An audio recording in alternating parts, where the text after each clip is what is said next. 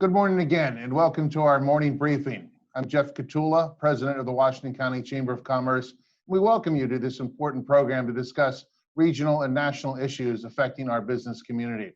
Before we start, I'd like to thank our sponsors, Presbyterian Senior Care Network, Pathways, W.G. Tomco, and Waynesburg University for their continued support. I'd also like to welcome our guest this morning. We have Joseph McGinn. He is the Vice President of Public Affairs for Energy Transfer, and Chris Koop, Lead Specialist, Public Affairs for Energy Transfer. Good morning, gentlemen. Thank you for being with us. Morning, Jeff. Thanks for having us. Yeah, good morning. Thank you. Well, before we start, please let us know how you've been doing, how you're holding up. Joe, I see you got the quarantine beard going there. So yeah, absolutely. How's everything going with you, gentlemen? Absolutely. I know you can still purchase razors at your nearest, Giant or whatever, but I've kind of let it grow in. Hanging in there, jealous of all you folks out in southwestern Pennsylvania for coming out of the red into the yellow. Unfortunately, for me down here in the southeast, still waiting on that time. Well, I'm sure we get there. We're very pleased we're going to yellow tomorrow, and I think soon we'll all be yellow in the state, moving towards green. And Chris, how you been holding up? We've been doing great. I'm noticing for the first time the condition of my haircut, which is in a state of disrepair. So I'm looking forward to hopefully sometime here in the near future being able to get my ears lowered, as they say. But doing great. Family as well. We're just kind of hanging in there. But I think everyone's kind of looking back to getting to some semblance of normal. So. No, I agree. I'm glad you and your families are doing well during this time.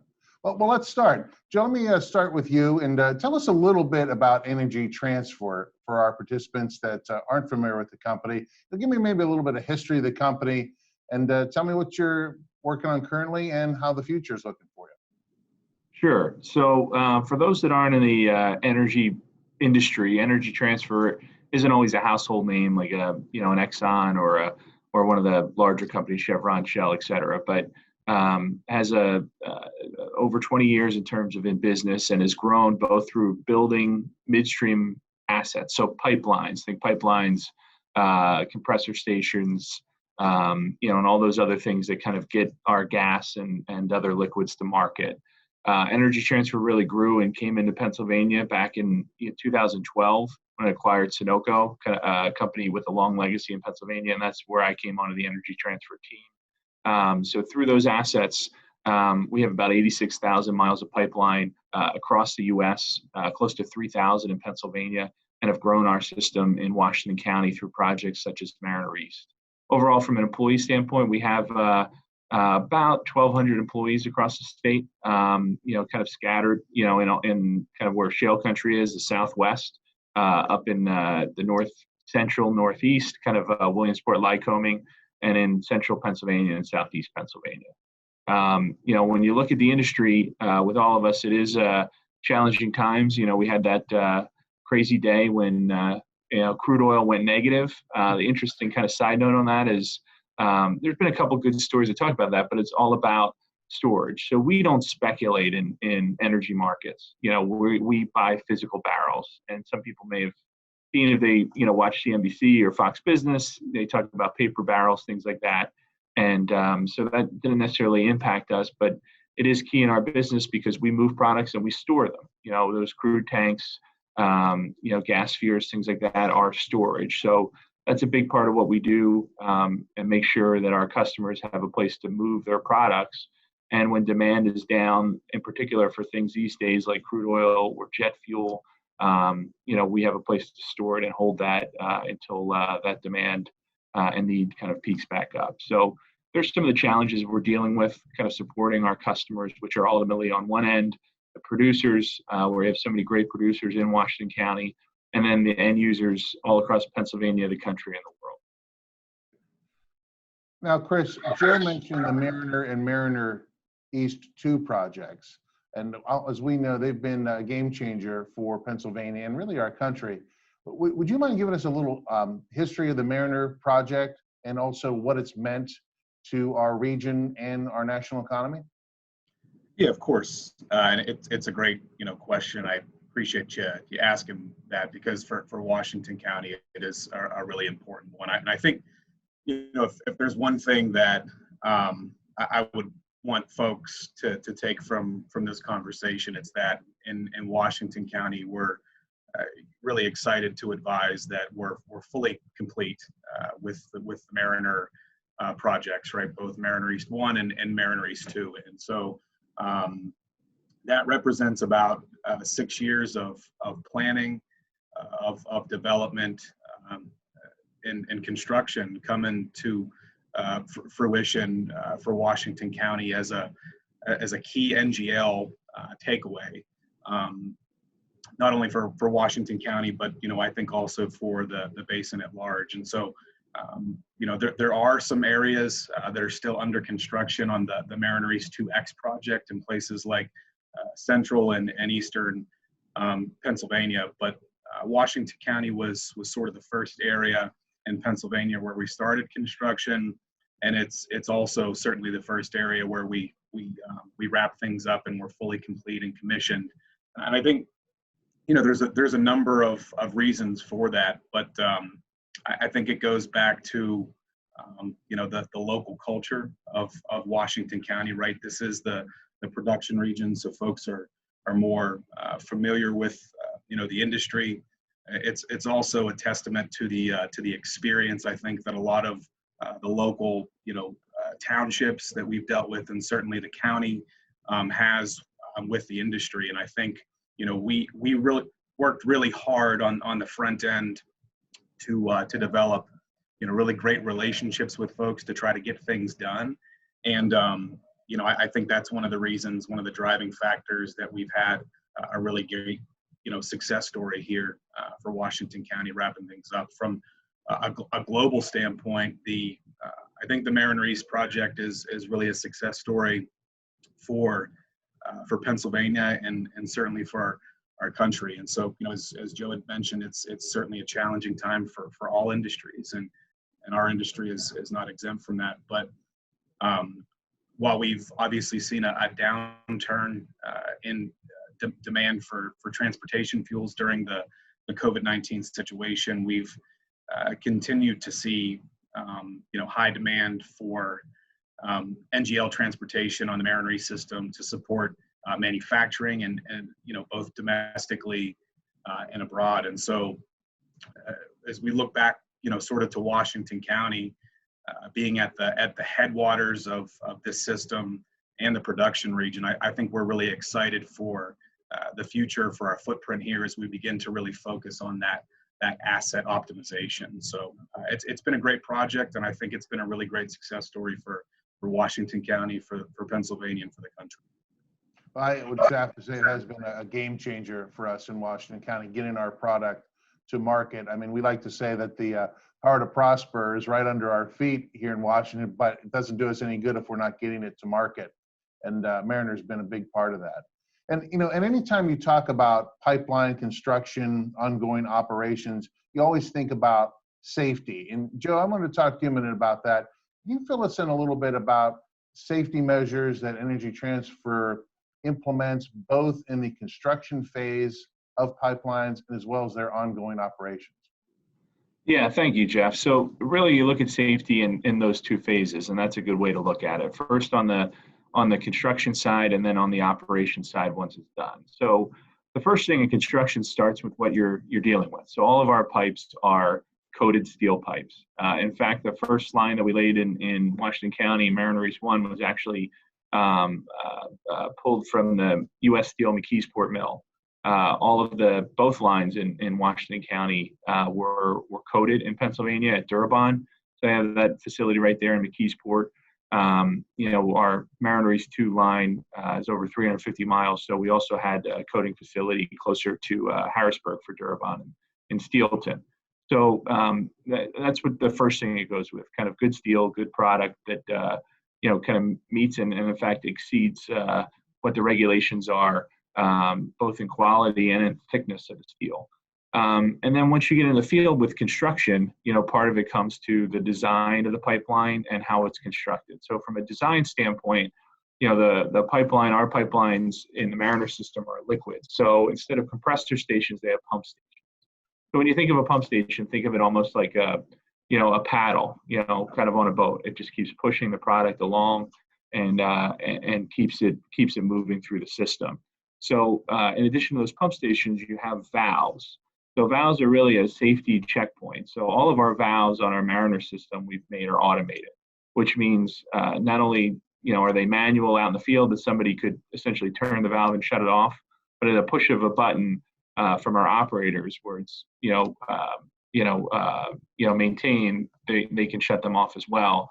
And we've looked at our valve placings and certainly exceed kind of what those regulations and requirements are in terms of setting them up and segmenting the line. The other key point I think you look at is, pipelines, it doesn't all come in kind of one complete straw, right? So it comes in sections, and that's the key part of the construction.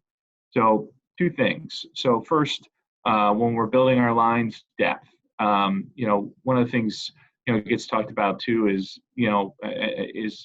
things like, and hopefully we can talk a little bit more about this. 811, call before you dig.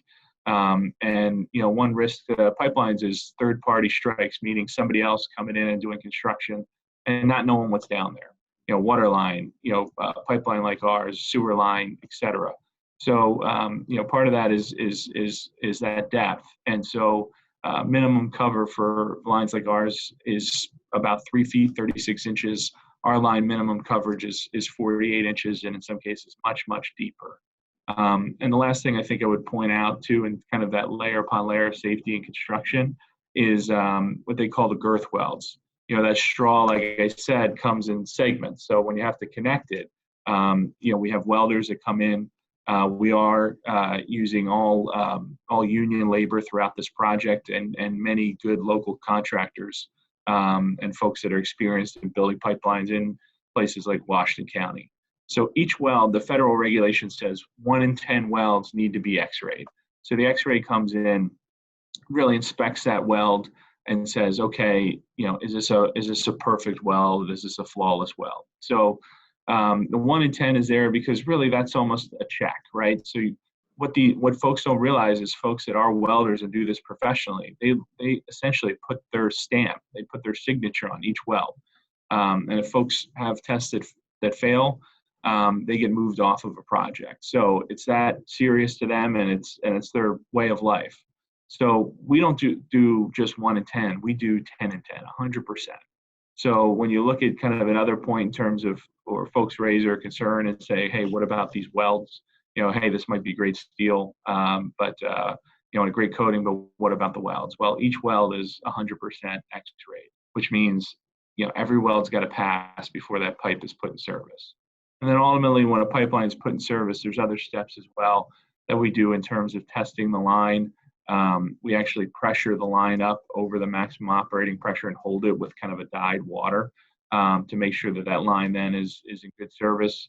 And then from an operational standpoint, there's a number of things that we do in terms of inspections and checks, including putting what they call, people hear this term, a pig or a smart pig.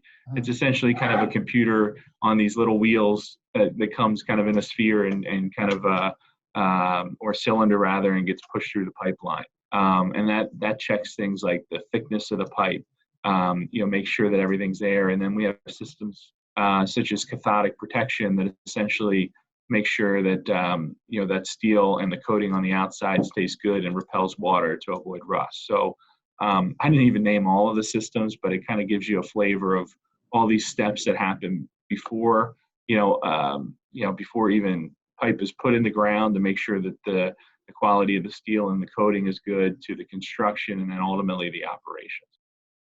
Now, Joe, I do understand concerning rate. I don't think most people understand the amount of regulation and regulatory oversight that is involved in putting pipes in. How does Energy Transfer meet or exceed those regulations as you're developing pipeline systems in the Commonwealth? Yeah, so I touched on a number of those things. The other key thing that you point on is regulation and oversight. So for projects like ours in a state like Pennsylvania, there's actually redundant regulation and oversight. So at the state level, it's the Pennsylvania PUC, the Public Utility Commission.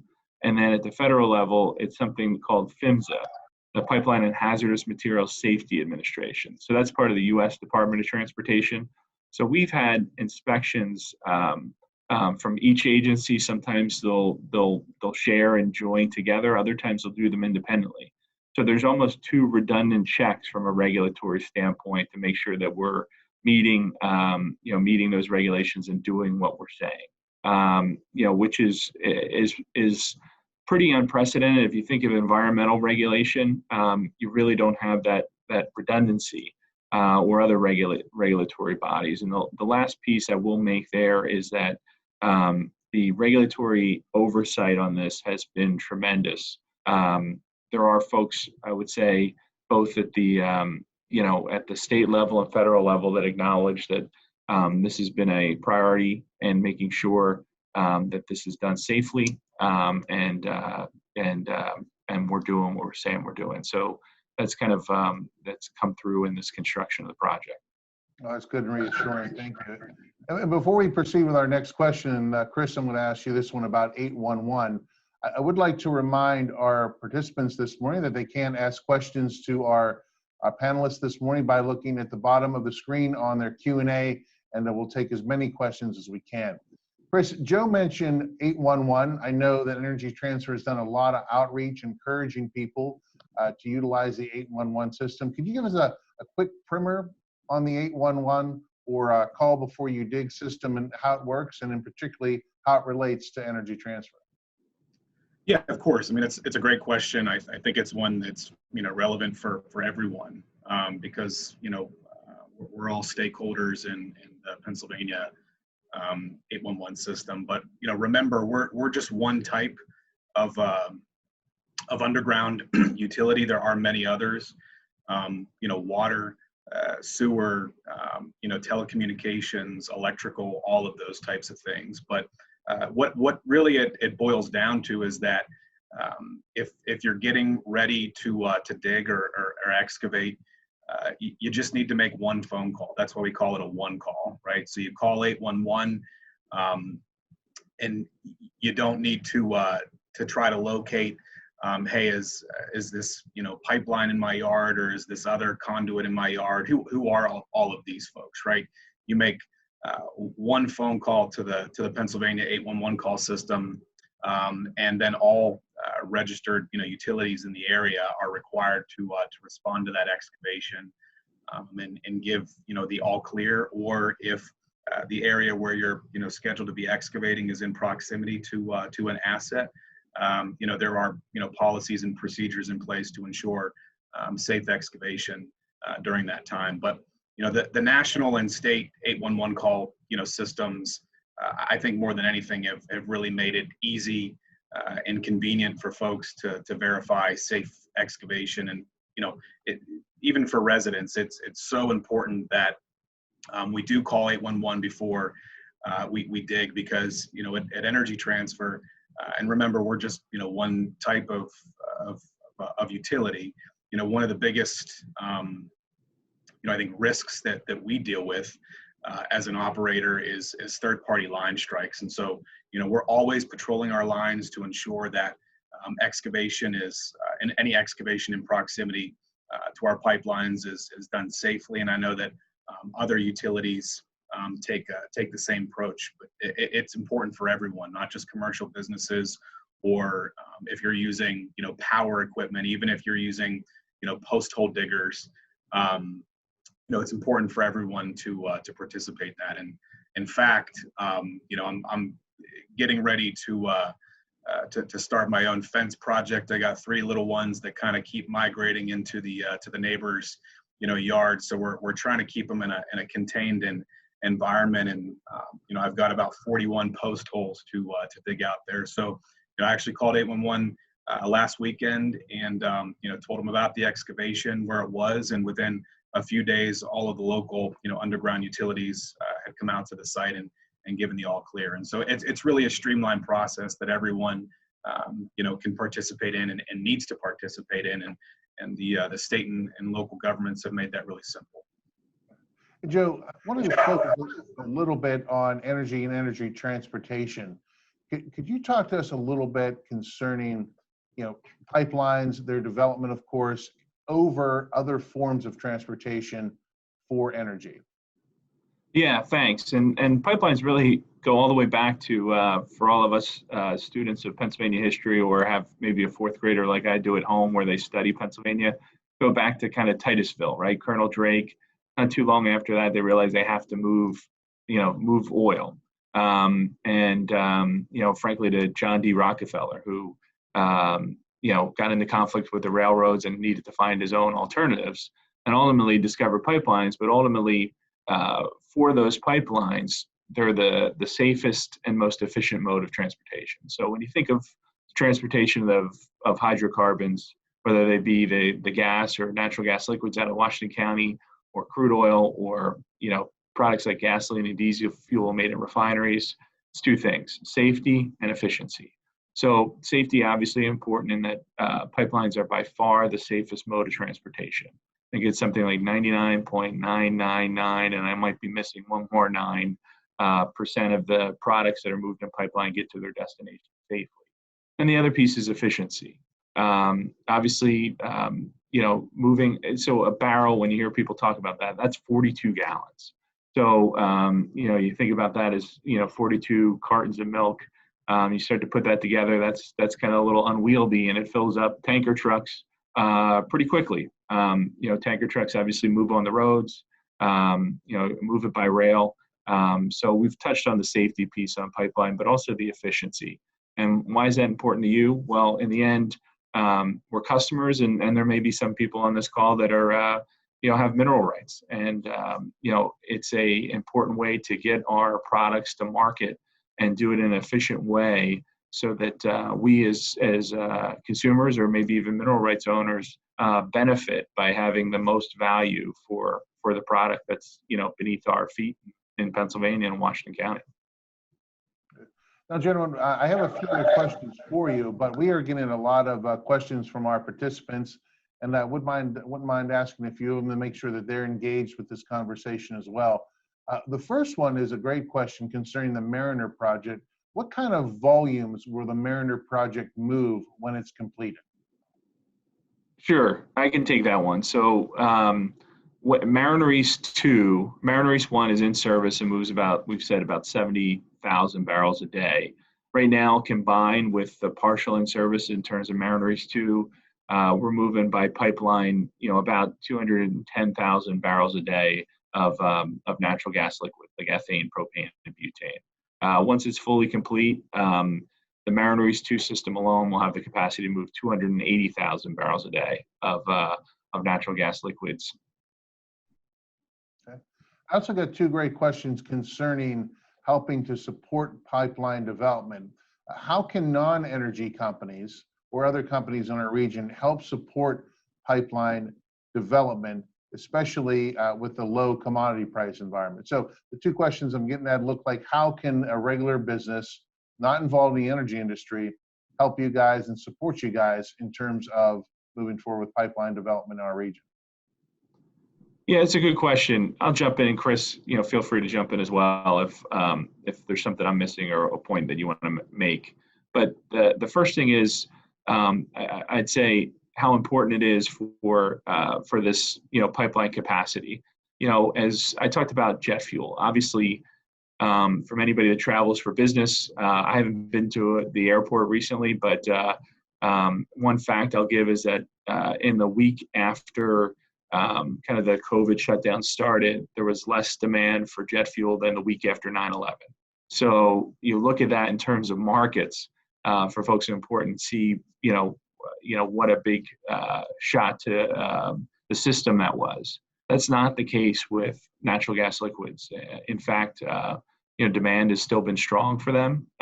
So it's important to have the capacity to move it, and those pipelines connect us to in-state and not just domestic markets, but worldwide markets. So what can folks do in terms of being helpful is, one is communicated. So there's a number of folks, and despite what gets said, Washington County Jeff, as you talk about, right, is the energy capital of the East and an epicenter in terms of energy production.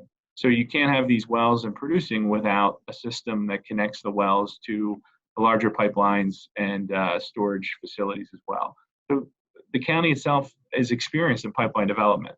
Chris touched on it earlier in terms of the experience that we've gone through and folks being able to make sure this is done safely at the local level, but also done efficiently and swiftly, so you don't have a construction project that lingers. So some of the thing is just communicate that, folks that have that experience, make sure to kind of, counter, maybe some of the opinions that are out there that are really driven more by this idea that folks want to shut in wells. I think one of the things we've encountered in southeastern Pennsylvania, where I'm from, is there's a number of folks in their fight is more of kind of a keep it in the ground.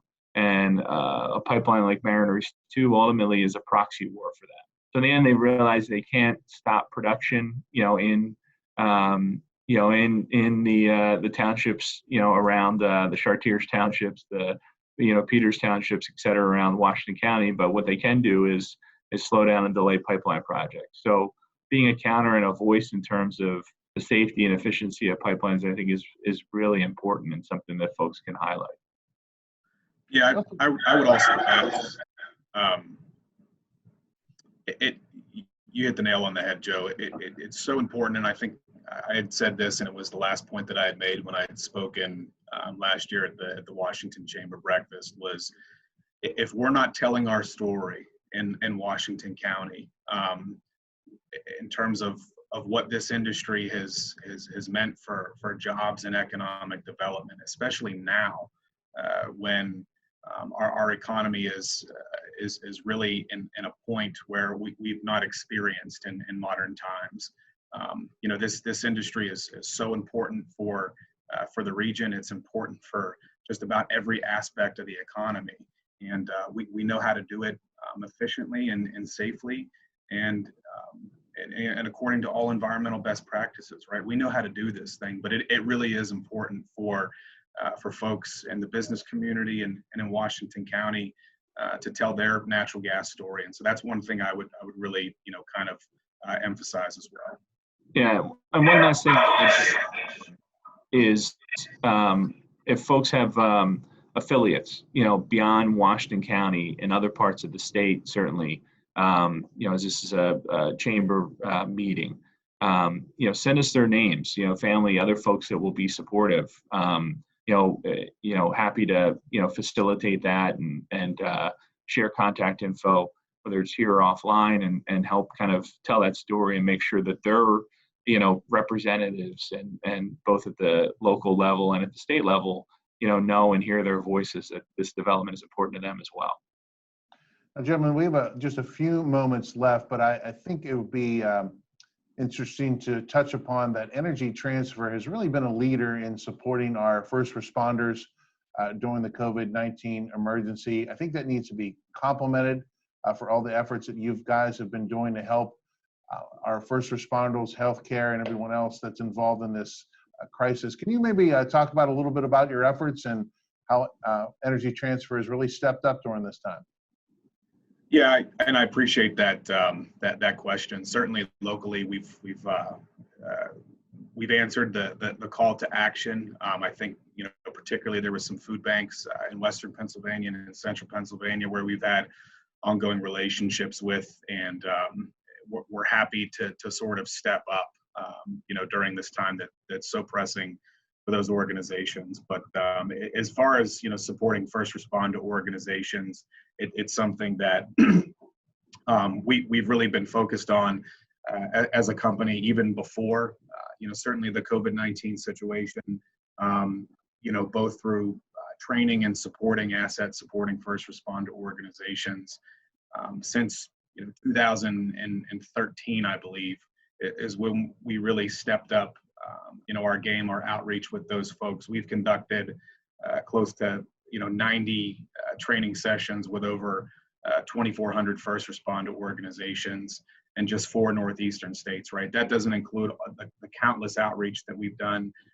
through the 811 programs in other states, here in Pennsylvania, West Virginia, Ohio included. But as we began having stepping up that training with first responder organizations, here in the region. The one thing that we kept hearing from them and really realizing is that these organizations, even before COVID-19, firefighters, emergency managers, ambulance companies, they're really in sort of a distress situation, right? Because the public is asking them to do more and more and more with fewer and fewer resources, and then to add insult to injury, the things that they need to perform their mission over the years have gotten exponentially more expensive. And so as a company, we took a hard look back in 2016 at what we were doing and did a gut check and put together this competitive,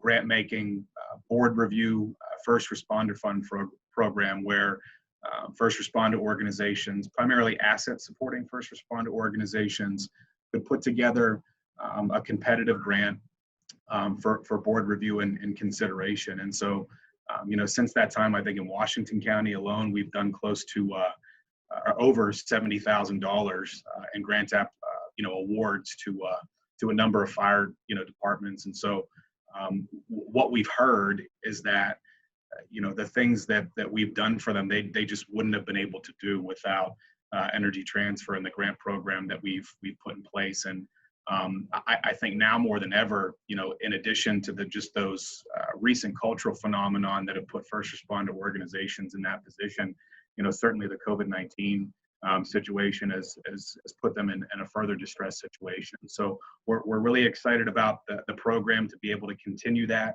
as we look toward the future, and especially as we look towards recovery. I think it's an important program for Energy Transfer and for first responder organizations to be aware of. Joe, I don't know if you wanted to add anything else to that end, but yeah, the last thing I'll add is it's issues like this COVID-19 crisis, like 9/11, that remind us how important our first responders are. So, we're not waiting for that in terms of be supportive in these communities. It's something that we have a lot of passion for. Our first responders are doing their job today, they're doing it tomorrow, and things that are missed are in some cases, and you've seen this a lot in the New York region where the outbreak's been so strong. It's these first responders, police officers, EMTs that are going out and treating folks and potentially getting infected with the virus. So, doing things to help protect them, that's what we're trying to do. Communities like and counties like Washington County and municipalities across the state have mostly volunteer fire departments. So these are our coworkers. These are our friends and family that are out there doing this job. So, we look at this as a great opportunity to engage in one of the kind of planks in terms of our community philanthropy. And in fact, one thing we're really proud of is just through connections in the industry, folks that have used kind of Department of Defense technology for these augmented reality glasses that folks can put on. So if they're hands-free, they can go out. The glasses themselves check temperature, so it allows folks to create some distance. And one innovative program that's coordinating with the hospital with the EMTs, having a doctor that's there and be able to see on screen what these EMTs are seeing, so they can diagnose appropriately and make sure that folks are helping the patients, that it's their job, but also protecting themselves. So that's kind of one of the latest things that we've done. And Chris, I think you touched on it. It's something that's important. Hopefully you can tell, we're passionate about and care about. And one of the things, once we kind of forget red, yellow, green, back to normal, it'll be something that we look forward to continuing to support in the future. That's a great note to go out on. And gentlemen, we certainly appreciate your support of not only helping our county and Commonwealth grow through our natural resources, but also the extra effort and commitment you've had to our first responders during this time. So Joe McGinn and Chris Koop from Energy Transfer, we appreciate you being with us this morning. Stay safe. And again, we appreciate all the work you've been doing in Washington County. We look forward to continuing our work with you. Thanks for being with us this morning on Morning Briefing. Thanks for having us. Appreciate it. Good to see you. Take care. Our next morning briefing will be next Thursday, May 21st, and we're going to feature Jonathan Hart from Crown Castle, who will be talking about wireless connectivity in Washington County and our region. And tomorrow, May 15th, we'll be hosting our annual Municipal Leaders Breakfast. That'll be moderated by Senator Camera Baralata, and will feature our municipal leaders from around Washington County to talk about developments in their community. It's going to be a good program. We look forward to seeing you, and thank you, and have a wonderful day.